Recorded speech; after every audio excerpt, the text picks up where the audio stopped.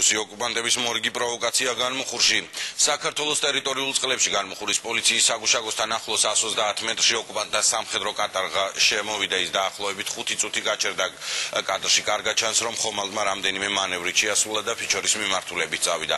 კატარღა ჭურვილი იყო მსხვილკალიბრიანი ტყვიამფრქვევებით. მას 300 მეტრის სიღრმეში ორი ასეთივე სამხედრო კატარღა მეთვალყურეობდა. კატარღის შემოჭრას წინ უსწრებდა რუს ოკუპანტთა სამხედრო ვერტმფრენების მანევრირება განმუხურში პოლიციის საგუშაგოების თავზე.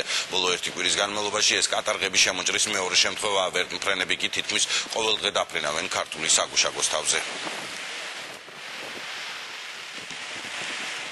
რუსეთის სამხედრო კადარღა ქართული პოლიციელების საგუშაგოს უშუალო სიახლოვეს პროვოკაციულად ახდენდა მანევრირებას და ისინი 100-150 მეტრის სიახლოვეს მოახლოვდნენ ამ საგუშაგოს, იმდენად რამდენადაც ზღვის შელფი მათ ამის საშუალებას აძლევდა.